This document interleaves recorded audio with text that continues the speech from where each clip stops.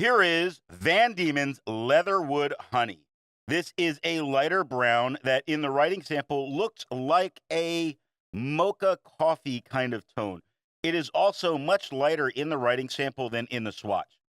This has a very consistent tone as papers changes with no tone shift, all while it shades really well. On non-fountain pen friendly paper, it performs perfectly with no aggression, no feather, and maybe making you think the paper is higher quality than it really is. This is a great ink for the student note taker. Now, I would love probably 2 bottles of this ink, and I just don't think I would be enough, as I really liked using it. I used it up really fast. I expect a bottle would suffer the same fate of fast use. The pen for today is a Noodler's Charlie. And now that we know my opinion on this ink, let's see how we got there by looking at the first writing sample done on Clairfontaine. A beautiful mocha coffee tone on the page, really standing out super well. Such an excellent brown, showing off the color with this bright white paper. It does not feather, it does not spread, it does shade fairly well. Look at smallest, most of it single tone with a very dark T at the end.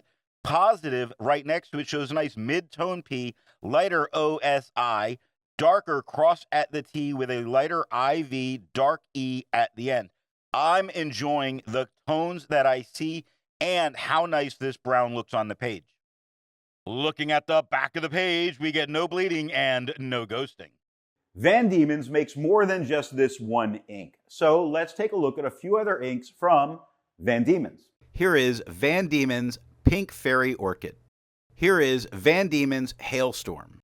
Here is Van Dieman's Golden Nugget Pumpkin. Here is Van Dieman's Blackened Seas.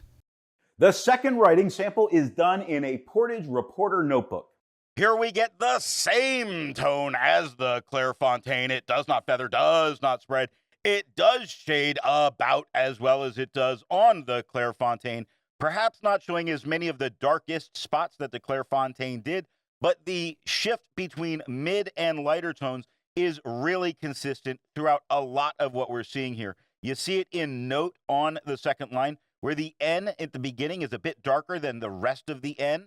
Then it lightens just a hair into the O with a darker TE at the end.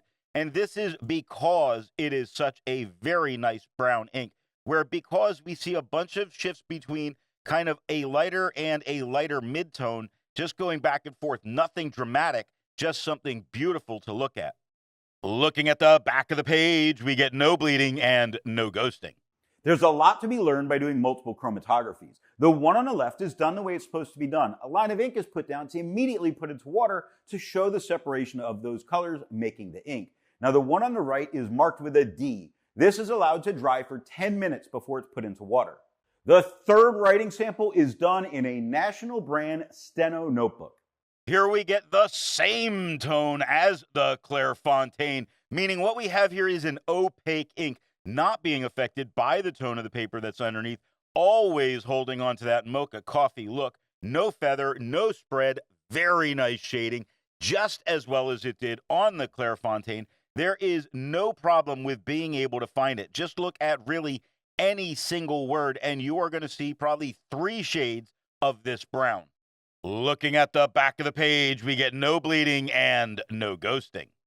Resistance tests are done to see how well this ink can be expected to perform on the page, and more importantly, how hard it may be to clean from your pen. Now, the smear is allowed to dry for 3 days before testing it. In the upper left, you can see where there is highlighter. In the upper right, that is pen flush. The lower left has a 1/3 bleach solution, and the lower right has plain old water. The next writing sample is done in a Rhodia notebook. Here we get the same tone as the Clairfontaine. It does not feather, does not spread, does shade just as well as it does on the Clairfontaine.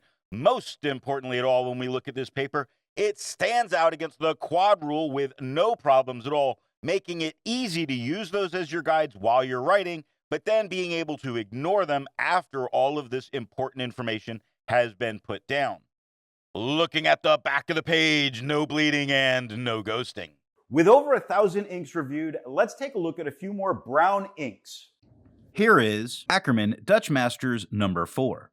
Here is Diatramentis Artist Ink Brown. Here is KWZ Iron Gall Gold.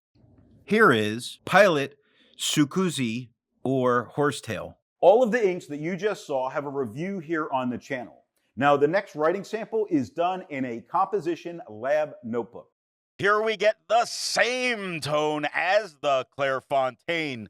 This paper normally will make an ink lighter and flatter. It does not do that here. Now, it doesn't feather, it doesn't spread, it does shade, though not as well as on the Clairfontaine, and perhaps that lighter bit more occurs with the darkest tones. Like short here probably would have had a much darker T at the end on the Clairfontaine, but we do see a nice light tone S and OR, a mid-tone H, and a much darker T at the end.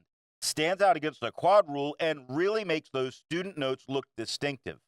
Looking at the back of the page, we get no bleeding and no ghosting. While it's nice to see inks that are in the same color family, I prefer to find inks that complement the color on the page. Here is Pen BBS number 137. Here is Papier Plume Moss Green. Here is Krishna Palasa.